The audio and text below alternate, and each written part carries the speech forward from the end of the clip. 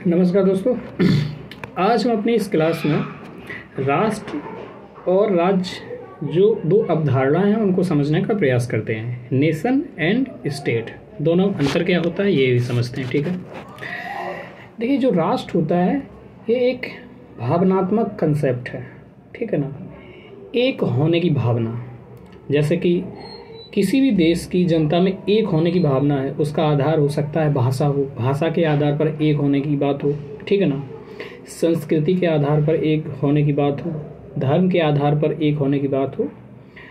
तो जब सभी व्यक्ति अपने साझे हितों की बात करते हैं, साझे हित यानी कि राष्ट्र के हितों की बात करते हैं, अपने छोटे छोटे हितों को छोड़ करके एक राष्ट्र की बात करने लगते हैं, तो उसे राष्ट्रवाद कहते हैं। ठीक है ना, ये एक अमूर्त धारणा है। ठीक है ना, दिखने वाली नहीं चीज़ है।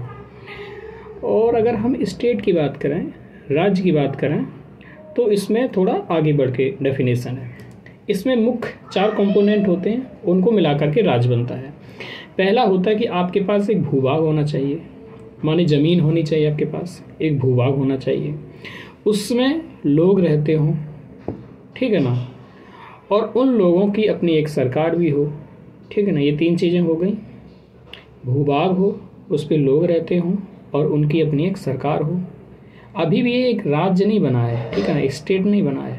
इसके बाद में एक और चीज़ है, चौथी, जो कि सबसे ज़्यादा महत्वपूर्ण चीज़ है, वो है संप्रभुता, सुवरेनिटी। ठीक है ना, संप्रभुता जब तक नहीं होगी कोई भी देश स्टेट नहीं कहलाएगा। स्टेट अपने आप में एक पूर्ण शब्द होता है। संप्रभुता का मतलब होता है कि अपने बाह्य डिसीजन लेने हो या आंतरिक डिसीजन लेना है राष्ट्र को, उसमें कोई हस्तक्षेप नहीं करेगा। जैसा भारत है, 1947 तक हम क्या थे, हम गुलाम थे। उसके बाद आज़ादी मिली लेकिन अधिराज थे, जिसे कहते हैं डोमिनियन।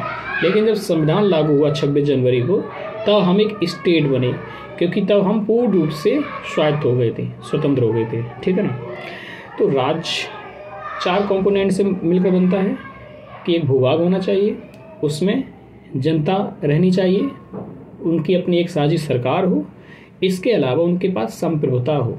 ठीक है, तो ये राज्य हो गया। राष्ट्र क्या है, एक भावनात्मक भावना है। ठीक है ना, भावनात्मक एक कंसेप्ट है, अवधारणा है, एक होने की भावना। ठीक है, जैसे कि एग्जाम्पल मैं देता हूँ, जैसे कि फिलिस्तीन है, तो वो अभी एक राज्य नहीं है। क्यों? क्योंकि उसके पास अभी भी संप्रभुता नहीं है। ठीक है ना, संयुक्त राष्ट्र ने भी उसको ऑफिशियल मान्यता नहीं दी है अभी। ठीक है ना, तो वो एक राज्य नहीं, हाँ एक राष्ट्र है। फिलिस्तीन के जो नागरिक हैं उनमें एक होने की भावना है, वो चाहते हैं कि हमारा स्टेट बन जाए, राज्य बन जाए, लेकिन अभी है नहीं। ठीक है, तो आई होप कि आपने समझा होगा कि राष्ट्र क्या होता है और राज्य क्या होता है। यूपीएससी 2020 में प्रीलिम्स में क्वेश्चन भी आया था, उससे पूछा कि राज्य की अवधारणा क्या है, राज्य का मतलब क्या है। ठीक है ना, तो आई होप आपने समझा होगा। चलिए मिलते हैं अगली क्लास में। जय हिंद।